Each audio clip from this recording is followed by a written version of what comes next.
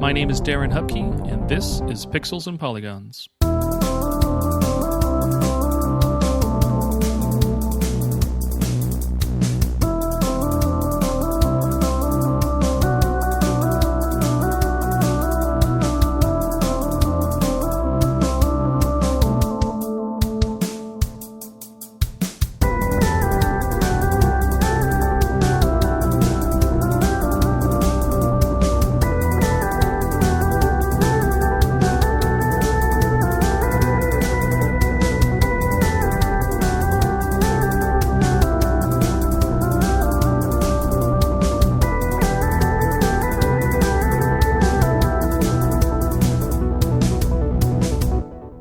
Welcome to the show. New week, one day late. I'm editing this episode together like on the spot on Saturday evening, watching the NBA All-Star Saturday night and realizing I should have had this out yesterday. And my apologies, everyone. This is going to be I don't know. It's not going to be anything. It's going to be an episode you're listening to a day later than normal. And the next episode will still come out on time on Friday. I just had a lapse day. So it's okay. Everything's good. Nothing else really new going on here. I've got still the Patreon page, patreon.com/Darren Hupke. You can sign up for the postcard of the month, little retro reviews, a single postcard review of a different game each month. That money on that paid tier goes to help support me in paying for things like printing costs for like rewards and stuff that I do, printing of the actual postcards themselves, like the web hosting for like the site and for the podcast and all that stuff. So it's just support that helps me do all the things that I've been doing. You can find my original writing and everything there for free as well. So you don't have to pay for anything if you want to just read the writing and the articles and stuff that I share and post. Pixelsandpolygons.net. The books have all been restocked. I've got all 4 volumes of 32-bit library up on the site and 2 issues of the Retro Game Zine series, the new series. 3 and 4 were successfully funded and are done, just waiting on the printing to kind of get finished and sent back to me and get those sent out to folks, and then those will be also available on the website. And working away on 32-bit library, like the next volume, which will be a greatest hits focused one. I've mentioned that, and yeah, I think that's everything. It's the kind of the same biz. I don't have any updates on the beat 'em up book. Still, I need to obviously figure that whole thing out. I think I'm just going to stop talking about it outright because it doesn't seem like it's going to happen anytime soon. Not for any good or bad reasons. It's just, it is what it is. And I was hoping there was going to maybe be a quick resolve or a turnaround or something I can kind of just jump right back into, but maybe not. Otherwise, that's all I've got for you this week. I've been reading a lot of the boss fight books recently. If you've not heard of the publisher Boss Fight Books, they have a whole series of books written by different authors on different games. I mean, I guess they initially started with each book was kind of like the history and a dissection and a look into a specific game, but they've started to kind of do some other things, and their last open submission period they had for new books might kind of change their formula. But as it stands now, there's into the high 30s of a count of books that you can find on probably a bunch of games you've enjoyed or had interest in, but they're really good. They're, all around, roughly around 200 pages or so. A nice little size, like compact, and definitely you can read them just in a couple of days if you're not like a super reader or anything. Like I read them on my lunch break at work and everything, and I've read their EverQuest book I just finished, Parappa the Rapper, NBA Jam, GoldenEye. I'm currently reading through one on Untitled Goose Game, but I've just thoroughly enjoyed them. They're like really well done and super interesting. Obviously, each author has kind of a different voice and a different writing style, but they've all really just been like super informative and kept me engaged. So this is just a recommendation for something that's not even mine, but Boss Fight Books. Go check out their site and go check out their catalog and see if there's anything that catches your eye. I bet you won't be disappointed. So give it a shot. otherwise, yeah, keep playing games, keep having fun, keep listening to the show.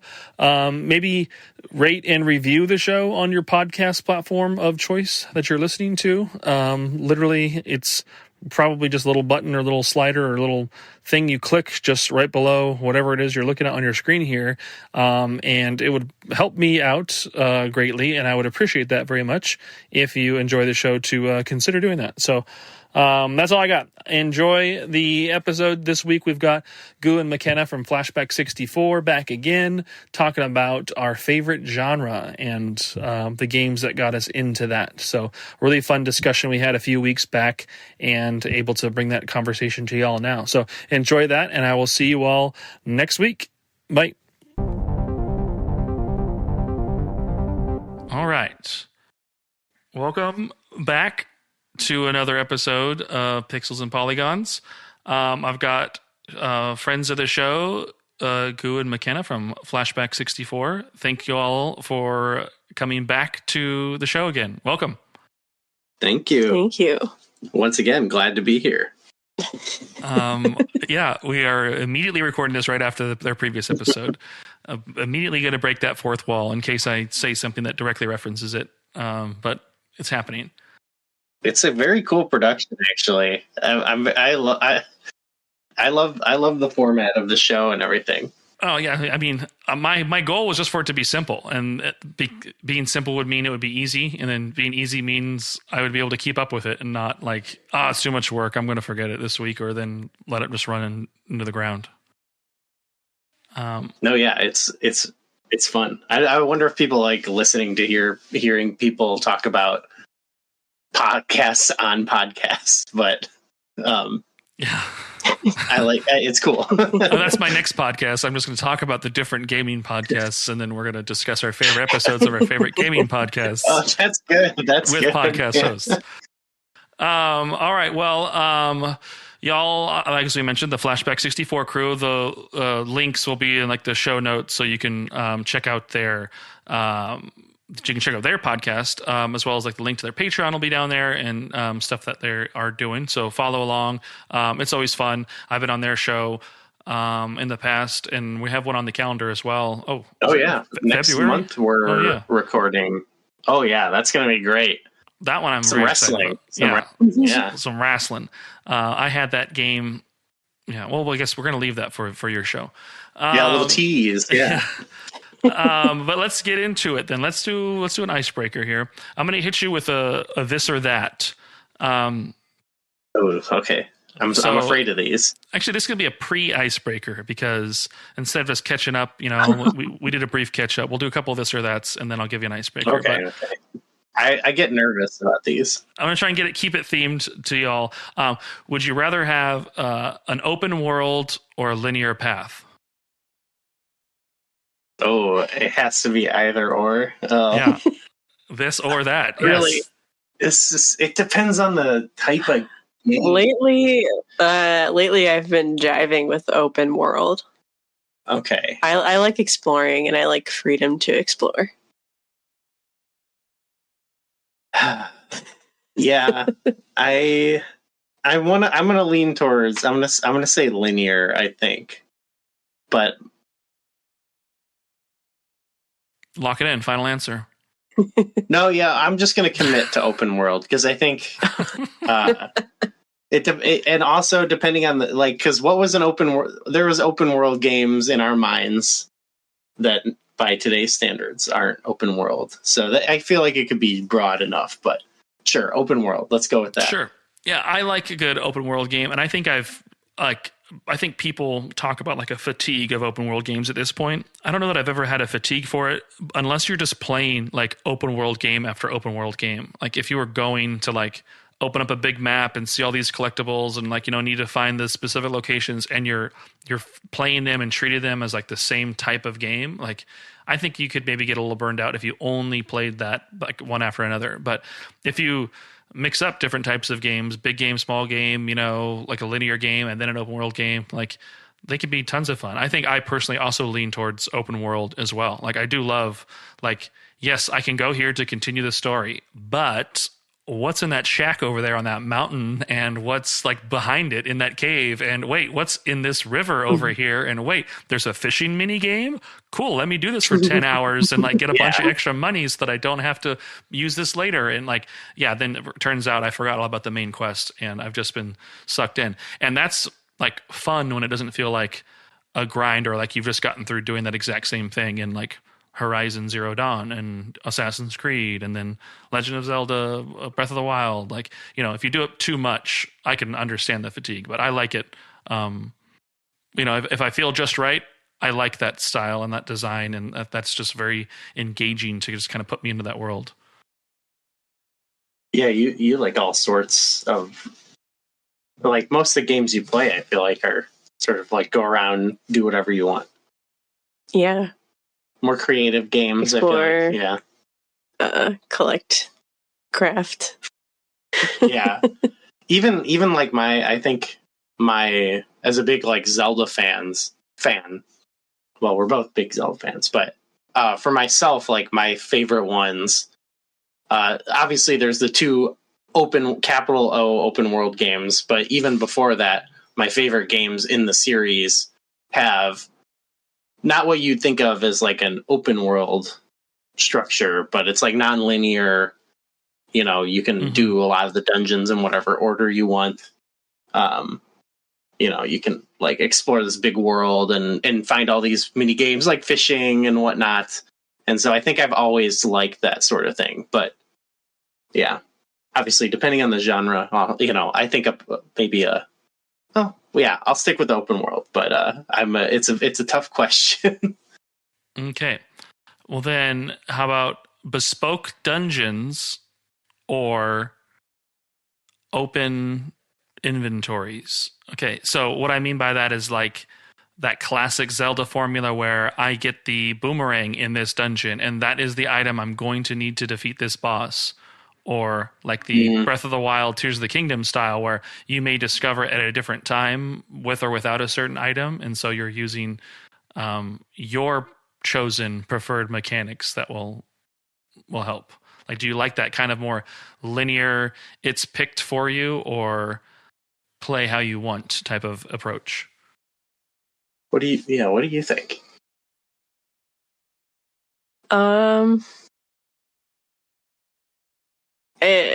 It typically depends on how the dungeon is designed, but I like historically with Zelda, I think that there's more where you get like a specific item, and the dungeon is designed around that, and it makes for some fun puzzles. Yeah. But even with the boss, you think too?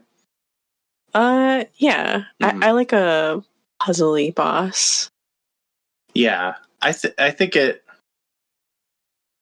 I don't know. That's actually one thing where, in the Zelda series, for me, I feel like a lot of the combat isn't always the strongest suit, like part of it for me. It's not really what I'm coming to it for. I think even for me, it's a different reason than you, but I think it's similar. Like that's not your priority, and I actually do kind of like the idea of pardon me, having bosses that I think you could have it both ways almost, where it's like, and there certainly are some in the recent games where the bosses have specific weaknesses you can exploit, but like also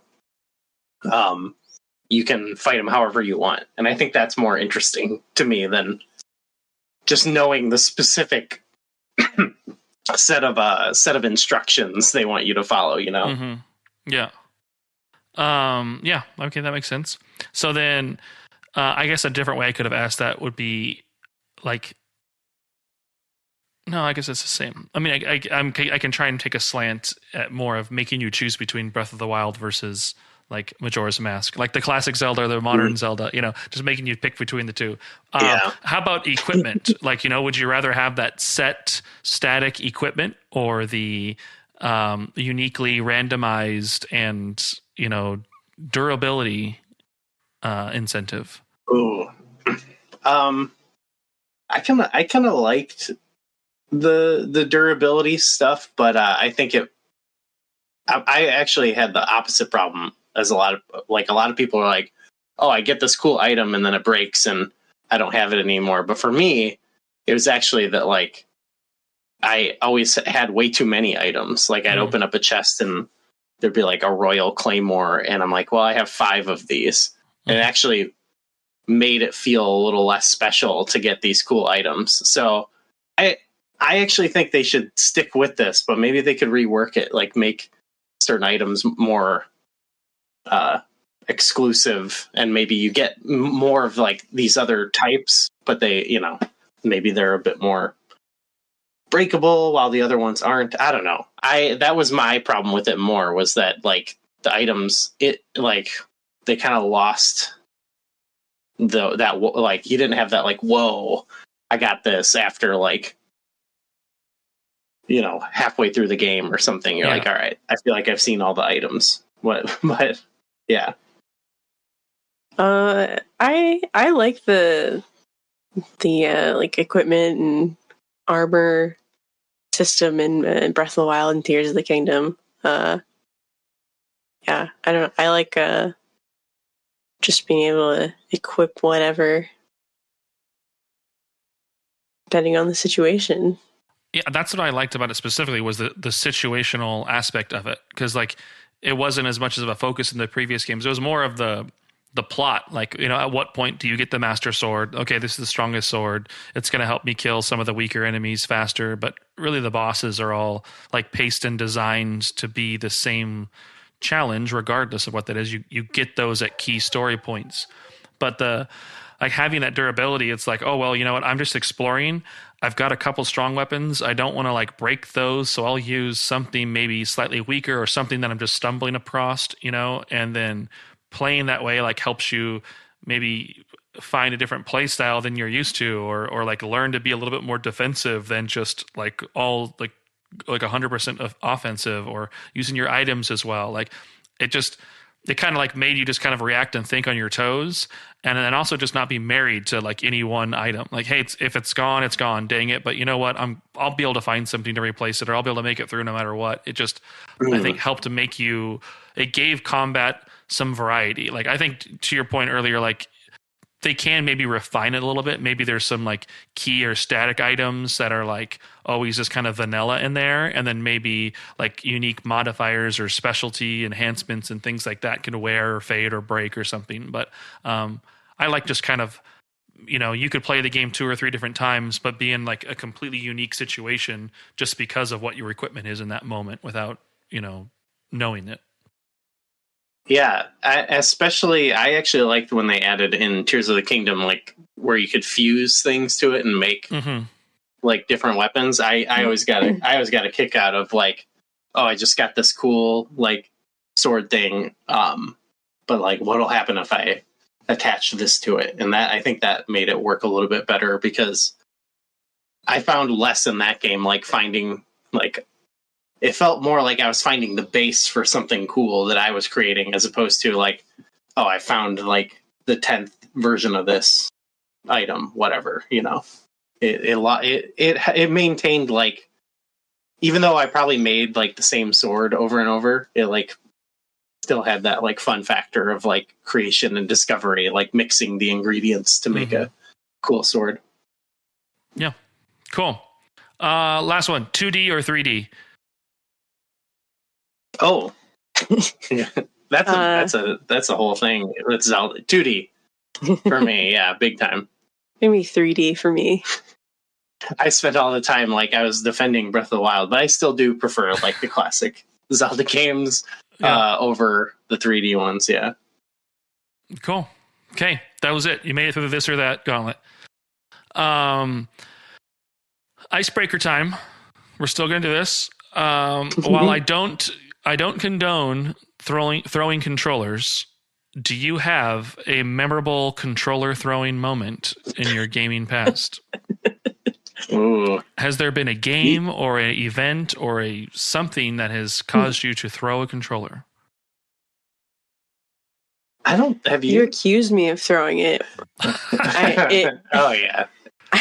I didn't really throw it. I just didn't have a grip on it and wasn't prepared for a quick time event. So it kind of just came. It didn't go far, just like a few inches. Yeah, I was playing. It didn't even hurt. It really didn't even touch me that much, but I just wanted to make a big deal out of it. Yeah. Uh-huh. That's some motion control stuff. That's probably the most I've ever my water splashed down here. So wait, that was a sound. That was not a sound effect. That was water really making that sound. Did I do sound effects for a living for movies? I think that was really good. Man, I'm gonna try and crop that just by itself and see if I can use that as when I have to jump cut or edit to something, just a doop. That's I got too animated acting out the motion controls that I did it myself, but that's the only time I think I've really thrown a controller is doing a motion control thing. I don't think maybe when I was younger, I can't even remember my temperament from when I was a kid, but I don't think I get really pissed off at games, like even games I love. They just make me so angry when I can't do the challenge, and then I do the challenge and I feel like a king, even though it's probably not that hard. But I don't ever. I go I do a lot that I'll be holding my Switch or whatever, and I'll die, and I'll just that sort of thing. That's a rough system to play. I have this hand, I want to crush the thing, vice grip where any movement can snap it in half either way. Yeah, really any I'll get that mad, sort of mad where I'm but I've never thrown a controller. I don't think. I don't think. Good. Have you seen it? I don't think I've thrown it. Controllers are expensive these days as well. I mean, back in the day, I would have random third-party controllers for my Nintendo 64 or something, and maybe I wouldn't be too sad if one of them was thrown. I never threw them, but I think I've played with people who are definitely chuckers. So I don't condone it. If I were ever in that situation, it was more so when I was younger, or that would happen. It would just be bad vibes, and I'd be I don't think I want to play with this person anymore. So I try not to get. I don't think I really get angry in multiplayer situations. The most I get angry at a game is when it's challenging me. But I try to, whenever, even if I'm try to keep the mood light with multiplayer, even if it's somewhat competitive. But yeah, I don't think I would. I think I've had. I remember my best friend's younger brother. I think there was a controller throwing incident that did completely stop our gameplay session.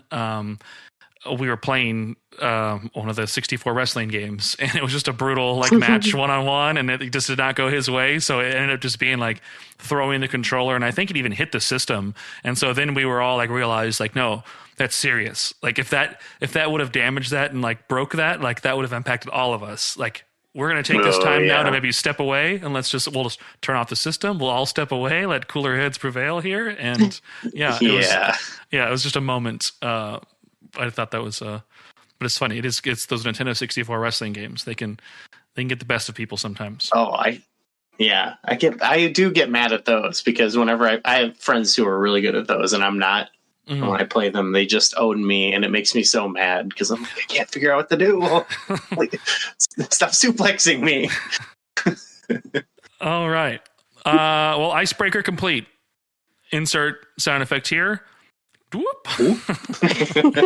Or just do it. Yeah, I know. I'm going to have to edit us out doing it and just use it, hopefully. But yeah. All right. The main question then for the day. Do you have a favorite genre? So, a genre of games, what's that style of game that you love? Do you have one? And if so, what was the first game that maybe exposed you to it? And what are some essential games you love from that genre? So this is kind of a kind of open-ended, more personal, tell us your story type of question. But yeah, do you have a favorite genre? Do I know what you're gonna say? What are you gonna say? Celeste Lakes. Well, yeah. I think I'm gonna go with like open world sandbox games. Okay. I'm not really sure what first drew me to it, or if I even like realized that's what I liked about it. But Breath of the Wild definitely gets into this. It's definitely like the most sandboxy Zelda game. And it kind of adds in more like survival and crafting elements that I've found I really enjoy. I've been playing a lot of Minecraft too, which very different game, but it has a lot of things that fill that. Yeah, things that have like recipes. I feel like not just food, but like crafting recipes. Yeah. Like you get really into like I like gathering things and crafting things with those materials.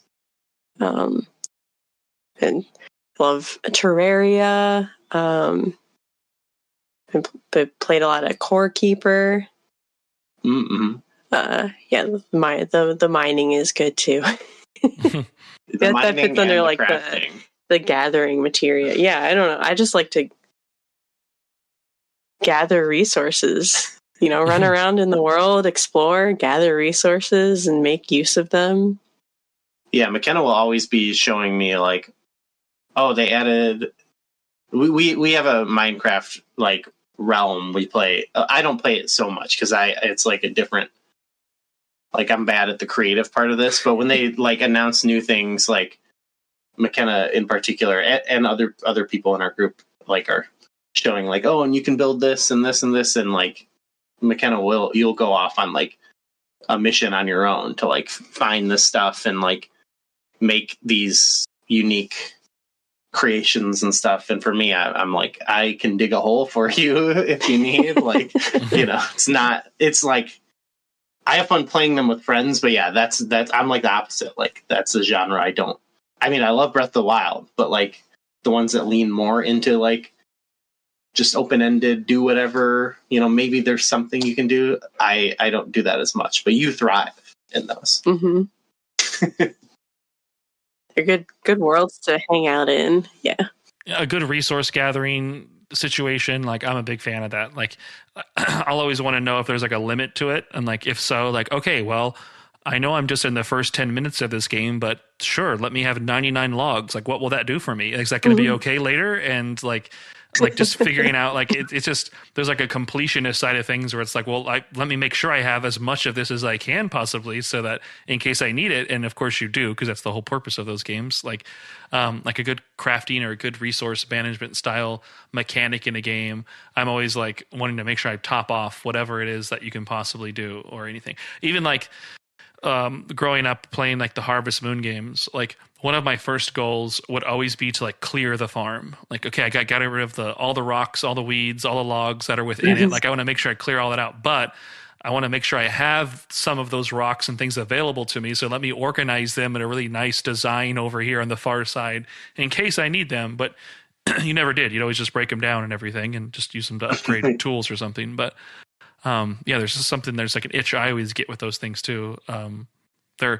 They're casual enough that you can usually kind of play without much stress, but usually, it's a part of like a bigger picture of a game that you can just sink hours into and everything. And I've been late to work many times because of like Stardew Valley. When I was like at my peak, like maximum insane mode for Stardew Valley, it was like, all right, I'll do one more day and then I'll go to work. And it was like, I just got enough things done, or I was one step closer to something else happening. I'm like, all right, cool, let me just see this through real quick. I can probably squeeze in one more day. And if I just immediately drive, like I have my stuff ready by the door. Yeah, I can squeeze one more day in. And, I was like late so consistently that managers pulled me into the office to tell me, and it was like, what's the reason? And they didn't know it was Stardew Valley, but it was like, hey man, I just live pretty far. Like, I'm gonna start setting an alarm earlier. Like, I got this. Like, don't worry about it. It won't be a problem anymore. And yeah, all Stardew. Yeah, that's like the other. I mean, it's kind of I think a lot of genre, life sims also scratch that same itch for me. Yeah, when they do the directs where people are like, "There's too many farming sims," I'm like, "No, you should see what she's got going on. Like, there's not enough to satiate." You don't even people. know. I think that's just people. It's just like there are all types like of gamers now, and some people like that's like what they mainly gravitate towards. So like, of course, there's going to be a lot of them. Yeah. Yeah, it's not like a series anymore. It isn't Harvest Moon, and that's it. Like, that's what it was for me growing up. But then that grew into, like, now it's a genre. Like, now there are multiple, like, styles and, like, deviations from that branch that, like, lean into all those different elements and bring something new to it. And, like, yeah, if you could be somebody who discovered and got into games just because of a game like that, and now there's such a spread available to you on what you can play next that you could only live in that world and probably never run out of games to play because of like the attraction and like that base mechanics that those have that they are like built on. People love them. People love them and they sell. You got to have that cow. You got to milk that cow. And you got to get that gold. Yeah, certainly. Like, I think like any genre, there's some where it's like, okay, this didn't need to exist, but I mean, I feel like every genre has that. Like how many Overwatch clones didn't need to exist or whatever. I believe they're called hero shooters now because everybody has to do one and have their version of it. And yeah. But speaking of that, Marvel Rivals is out though. It's not the whole genre. I mean, of course, Marvel Rivals is still good, and then Overwatch 2 is still good, and of course the other ones. No, I'm just kidding. But there's too many. I have no idea. Like I'm kind of talking out of my ass a little bit. Like I don't even like I hear about them and it's just never been a genre. It's like the opposite of me. Like what genre has evaded you? That would be mine. I feel like I dabble into everything. Like I do have Marvel Rivals downloaded because I did enjoy Overwatch quite a bit back in the day, and I played that and I found some joy in that and everything. But also at the same time, I'm trying to finish Fantasian, like, an RPG, a classically designed RPG, that was re-released. And then like I just have all these genres, like I think always constantly spinning in my brain that I want to dabble in and everything. So I think it's part of also a problem, because if I had such a more of a narrow focus, like maybe I could play more or enjoy more, but instead I'm so willing to like enjoy a lot of these things that like I'm just kind of stuck playing nothing because I want to play everything. I think we can both relate to that. Yeah. But that's one nice thing about our show, our Flashback, is we kind of, even though it's from a specific time period, like we do kind of force ourselves to like just try something different, random every month, so it's good to like get yourself out of your comfort zone, When else are you going to play Wayne Gretzky's 3D hockey? I mean, if not now, when? And discover you love it. I love that game now. Okay, well then, what's your genre then, Goo? Yeah. What would you say? I feel like every question I get, I always preface with well, so I'm a Zelda fan. It's just like need people to know that. But yeah, I think. Well, actually, that's something that I feel like more in recent years. It's not a full-fledged genre, but you will get a lot of comparisons to Zelda with a lot of games now. Like there's like games like Tunic and stuff that are clearly influenced by it, or Blossom Tales or whatever. But to stick to its like traditional genre, like that is kind of like the just action adventure type games. I know that's very broad now. They've all spawned their own. You've got like your Metroidvanias are action adventure, like a lot of game-based subgenres. Even Souls likes like those are action adventure games, but I generally like that sort of game where you're like running around. It could be 2D, 3D like game, but where it's like vaguely, like a world you're running around exploring different parts of, and maybe doing quests. I definitely more in like the adventure category. Like I haven't gotten into as many like RPGs in my life, though. That's like a genre that's evaded me, that I've been trying to knock off some of the ones I missed. But overall, I like anything like Zelda or Metroid or whatever games like that, where you're like little guy running around. Do you remember what the first game like that you played was? Oh yeah. It was it was the original Legend of Zelda, actually. And that was a game. I mean, when I played it, when I was probably like 4 years old or something, and like that and A Link to the Past I played around the same time because my grandpa had them both. He was kind of into Zelda early on, and those games I would just like run around in like the overworld and like, you know, find a fairy fountain, like fight some enemies, die. Like I don't think I even completed a dungeon, you know what I mean? So, but like it stuck with me, and then he got me more as time went on. And I think the first one that I actually like beat was Link's Awakening, because I had it on my Game Boy, and definitely that solidified like a lot of the genre and stuff in my mind, because it was like cool. It was like this little world that you carried around and explore and find secrets and stuff. And yeah, it was just like fun to like, as a kid, you know, you just kind of like imagine, you know, being in that world, and it really kind of you know, transported me to another realm. So I always get into games like that, like go and, you know, look around in caves and see what's going on. That's cool. Yeah, I would. You mentioned Metroidvania. Like, I think like the Japanese like developed and inspired like that tangent, like the Final Fantasy tangent of the role playing genre. Like that's probably my favorite type of game. As a kid, like those are the ones that like to me it gave me like value. Like I'm like, okay, I could put in like a fighting game. I could play Street Fighter and play a few fights against some friends, whatever, like play through the arcade mode and, you know, beat 10 guys and be done with it. And like, that was kind of it. But when I had an RPG, it was like, oh, cool. I've got like 40, 50, maybe more like hours where like this one singular story is going to like evolve and grow that entire time. And like you were constantly getting stronger and like, you know, fitting into like, you know, what was happening around you. Like to me, it was just like a value proposition where I was like, well, if I'm going to play any game, like I want it to be this game right now because this will last a long time, because I don't know when I'm going to buy the next game or when, you know, that next chance will be and everything. So that got me like into like, you know, it got its claws in me early on. As I grew up, I started playing like so many different types of genres and things. And, you know, like that got me exposed to a lot of different things. So I think I played less and less RPGs, played more action games, played more, sports games, music, rhythm games, like everything. Like I love so many different types of things. But now that I'm older, it was a couple years back, but I played through and finished Persona 5, like their like re-release of it, Persona 5 Royale.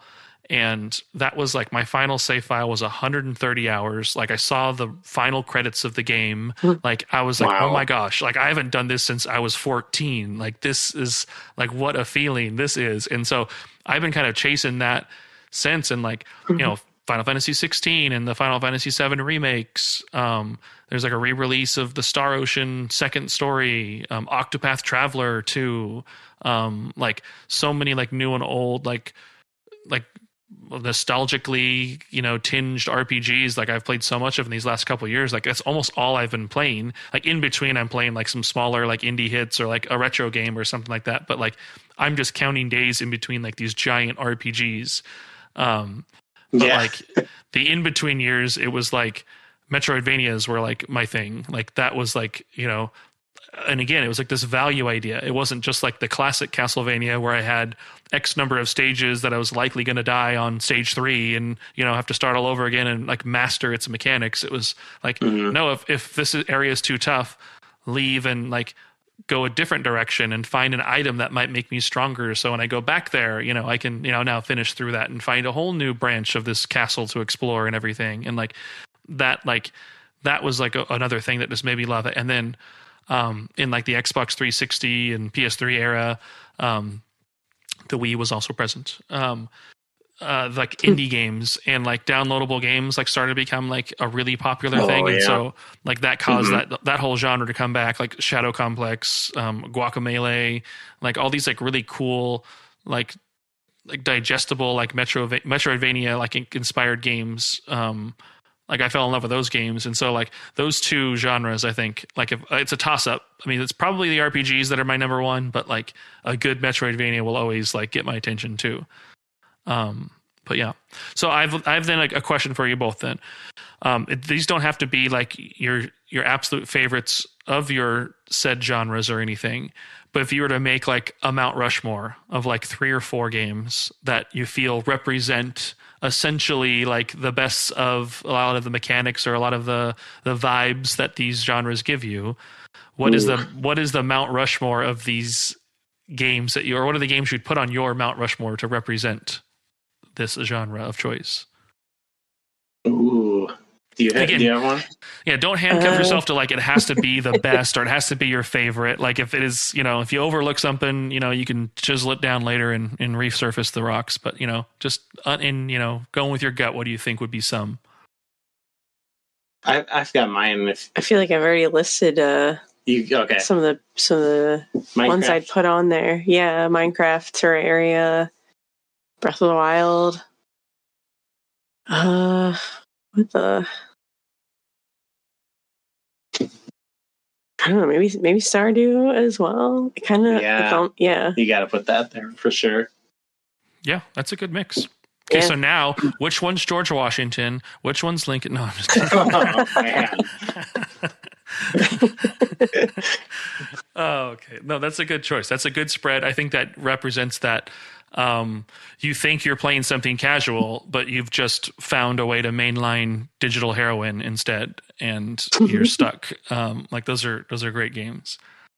What's the action adventure Rushmore then for you, Goo? This is tough because it's such a broad genre. You know what I mean? It could apply to, but I want to help you with this answer too. So not to put too much pressure, but the ones you don't name, you're essentially shooting them in the back of the head and killing them and saying you don't love them. They suck in their go ahead and pick 4 and then remember the rest are going to die and starve somewhere in the cold. Okay, well I think I'm pretty basic when it comes to games. That's one thing I've become self-conscious about, meeting all these people, especially with Blue Sky and meeting a ton of people who know so much about games. And I'm I like Metroid, everyone says that. But I think I'll say, because I think the genres I mentioned kind of define, they all are similar and they kind of share connective tissue that I like about them. I don't even view them as separate as other people, but so I'll say Zelda. Let's just say Zelda 1. I'll just say you're picking a game here, okay? You're not picking all of the Zeldas. You're picking a Zelda. Ooh, I'll say Zelda 1 to represent the series. Okay. Then I'll say this is I'll do. You know what? I'll do Metroid Prime. I've actually not I've only beaten 3 Metroid games, but they share such a similar structure to Zelda, and I love them. So I'll say Metroid Prime, and again, these are all basic. But then I'll say Symphony of the Night to get your Vania in there. Good choice. And it's an amazing game, and then again, the most basic pick of all time. But I'm going to put Dark Souls on there.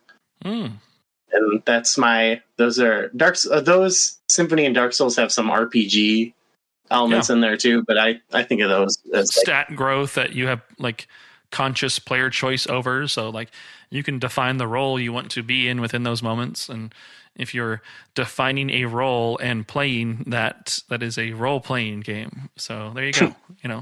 The way I play it is not too dissimilar from how I play Zelda or something, I'm mainly just hitting guys with my sword. So I've not played. I was gonna say I've not played a Souls game, but I've played Demon apostrophe S Souls. Demon's Souls. It's their Souls, yeah. Yeah. I've not played. Yeah, I've only played like 2 Souls games too, but I do love Dark Souls. So yeah, I played the Demon Souls and a little bit of Bloodborne, but I've never played any of the Dark Souls. I haven't played Elden Ring. I haven't played other jazz. People love them. I also don't want to feel like less of a human because I can't beat like the second boss in a game. And like, so like I play some of those and it's good because when you overcome that challenge, it's just that much more rewarding, but, it can be intimidating sometimes. So like I've had to like steer away from them a little bit, cause they make me feel bad, but yeah. I would recommend, cause I think I'm kind of a scrub when it comes to game, but I think Dark Souls is actually a pretty approachable game. Like I can fight a lot of the enemies and bosses in the game. Not all of them, but a lot of them. Like I fight enemies in Ocarina of Time, and which people like the combat in that is it's more basic, and people don't really speak too highly of it. But like you can use similar tactics. I'm speaking as a Zelda fan again, and you can get by pretty, like, it's pretty approachable. I feel like it's some of the other games that are like, it depends on how you play it too, but some they get crazy fast paced, and I think Bloodborne is one that I haven't played it, but I've seen the gameplay of that is like hectic. Whereas I feel like Dark Souls is a little bit more, you can kind of treat it like an RPG a little bit. Like a lot of the enemies are really slow, and you can kind of maneuver around them and stab them in the back and stuff. The one I've played the most actually is Bloodborne. And, I got maybe halfway through it or so. So if I get a little bit more defensive opportunities and pacing, maybe those are. I did watch, so also because of the awesome community that is Blue Sky, but VG Cartography, they have an account on there, but they have a YouTube channel, and they've done a bunch of videos on like all the Souls games, like an illustrated map summary. And so like all the videos like go through like these cool drawn maps that they've done, and but go through the plot. Like you start here and you navigate here and you fight this and you this. So like while I haven't played the games, I did watch these 20 and 30-minute videos of like the maps and the exposition of that it makes me feel like I've been able to experience the games. So huge recommendation if you have not checked those out yourself. But yeah, VG Cartography on YouTube, and that's their Blue Sky handle too. They've been cool. Cool. Well, then that's the episode. We did it. Nice. Mission complete. They both went a little bit longer than I was expecting, which is not a bad thing.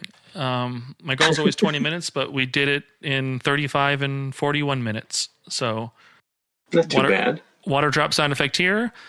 Whoop. I couldn't even recreate that if I tried.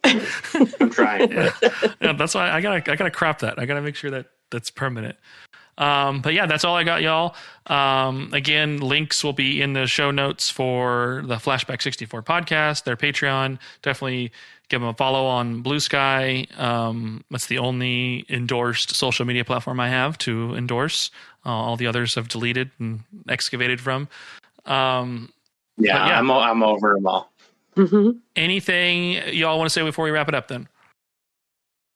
No, I mean, thanks for having us back. It's always fun. Yeah. I love this show. It's a fun time. Yeah, thank you. Well, then I will see you all on your show then in a couple of weeks and on the internet. All right, y'all. Have a good one.